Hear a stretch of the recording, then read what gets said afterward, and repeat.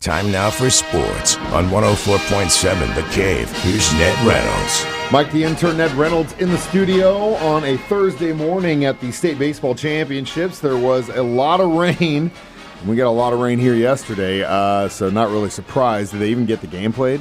They got both of them. Wow. Actually, I say both. They got all four of them played because you have consolation rounds too. But these were semifinals yesterday. That's the beauty of artificial turf. Now, in all honesty, I'm not a fan of the not real grass, but it does serve a purpose if there's going to be inclement weather, and yesterday was inclement weather.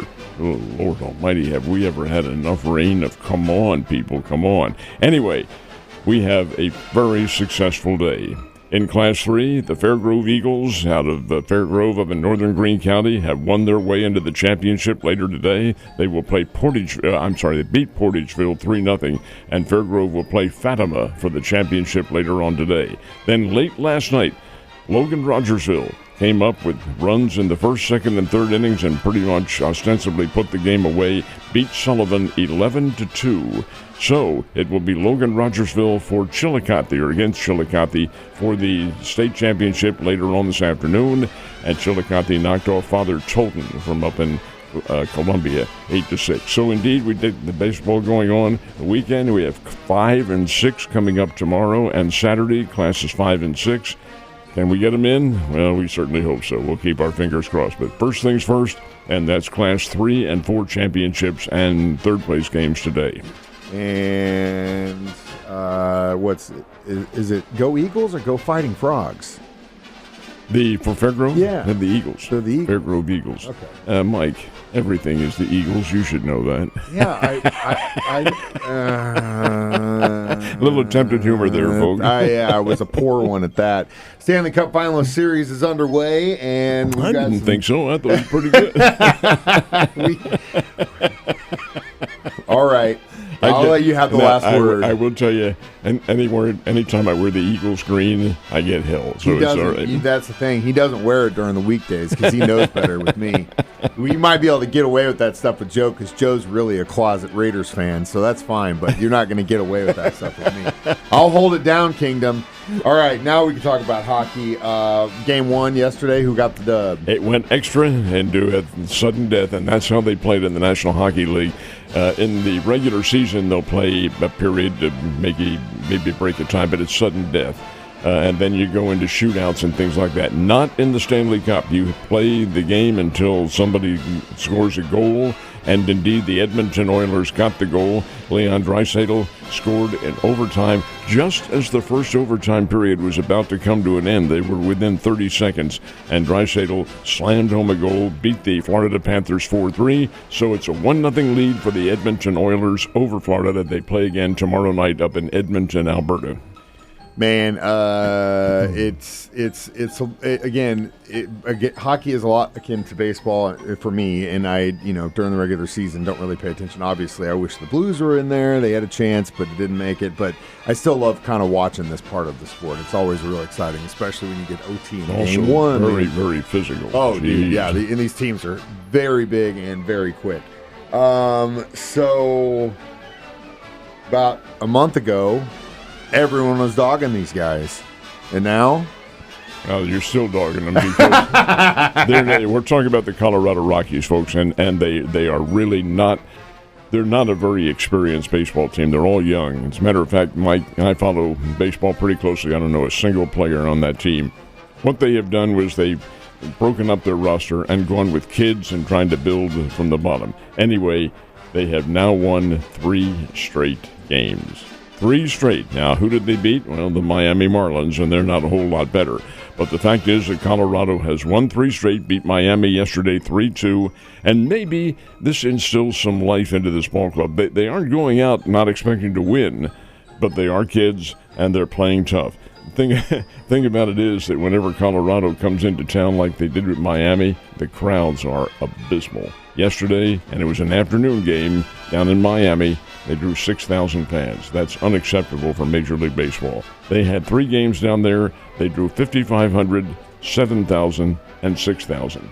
Oh my, that's just not very good. And Major League Baseball is going to have to take a look at this, as do the team's owners. But anyway, the bottom line is this. The Rockies have now won 12 games on the year with 50 losses. They're still not very good, but they are playing inspired baseball. And 5,500 for a Major League game. We get more down here at Hammons Field, my guy. Especially our movie theme night. All right, so if you've busted your butt all week at work and you really don't have a whole lot to do today, right around lunchtime, you can sit there through the rest of the day and watch or listen to our sister station, 105.1 The Bull, to the Cardinals-Royals game for pretty much the rest of the workday. And it is 2 games. They're playing 2 of them. Last night's game was rained out, so because the Royals only make this singular visit to St. Louis, and same with the Cardinals to Kansas City, they have to make up these dates with doubleheaders, which is fine with me, except I don't like the concept. Split doubleheader, one in the day and one in the night, separate admissions. What happened in the old days when it was 2 for the price of 1? Well, they are long gone. So the Cardinals and Royals will play a day-night doubleheader. The day game will begin around 1:45 this afternoon. And here's the Cardinals are planning on pitching Miles Michaelis and Matthew Liberatore in the 2 games. They're the ones who will get the start. While the Royals are going with Cole Raggins, who is back with the club now after having been on a rehab in Omaha, and the rookie sensation Noah Cameron from St. Joseph, Missouri. He's been a thunderbolt for Kansas City. Got a place in the rotation now, just a kid out of Central Arkansas University, but from the Kansas City, I call it Kansas City North, St. Joseph, Missouri.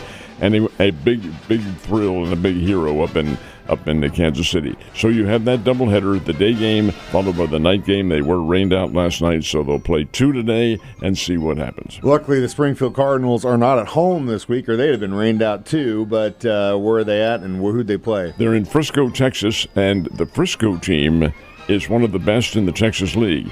And the Springfield Cardinals have laid waste to them. This is pretty doggone good. Cardinals win again last night, 3-1 over the Frisco Rough Riders. Springfield's record's now 29-24, and they are in first place in the Northern Division of the Texas League. Frisco is 31-21 and have lost a couple of games now to Springfield, but that's the Southern Division. So you're not in the same division, not vying for the same playoff spot, but are vying for a place in the finals. We'll see what happens. But 3-1, Springfield gets the win. Pretty doggone good. Looking good, Cardinals. All right, so, Ned, I'm telling you, man, if you keep bringing this guy up, I'm going to make you send him flowers or at least write him a love song. This is so. It was late yesterday afternoon, and I happened to turn it on, did not realize he was playing. Then they're a day ahead of us in France. Actually, they're about 8 hours or so, whatever it was. But this game was scheduled for early Friday, and early Thursday, and it was Wednesday afternoon. I'm watching him, and this is, well, my gosh, is this a tape? No, it's the real thing. And the guy we're watching is a guy for whom I have more respect, 38-year-old Novak Djokovic. He is the GOAT. Now, I'm not a believer in GOATs. The greatest of all time, there's not, because the matches are all so much different. But this guy's 38, and he's playing a guy late 20s, early 30s, Alexander Zverev from Germany, who's really, really good. And Djokovic loses the first set, comes back and wins the next 3 and the championship. Now, that looks like a rout, 3-1, 3 sets to 1. It wasn't. I mean, my goodness sake, every point contested to the fullest.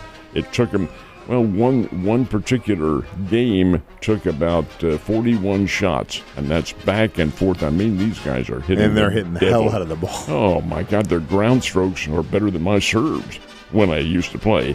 And it's just a game of great physical forthrightness, I guess is how you can put it. But here's Djokovic, who's been through this many times. He's won 25 Grand Slam events, and he just won his 100th match at France the other day. And he takes him to the wire and beats Zverev and wins his way into the semifinals. Well, can he win the semifinal? He's going up against the number 1 player in the world, Yannick Sinner from Italy. That will be very good. That's coming up tomorrow. But in the meantime, he has 24 hours to rest. Yeah, well, like I said, you got a day to come up with a love song to write him. Also, it's funny because that gleam in your eye that you got describing the game, I could see it, is the same gleam I get in my eye when I describe putting on pads and knocking the crap out of somebody. everybody. So That's it. That's just it. for reference. Ned, have a wonderful day, and I'll see you tomorrow.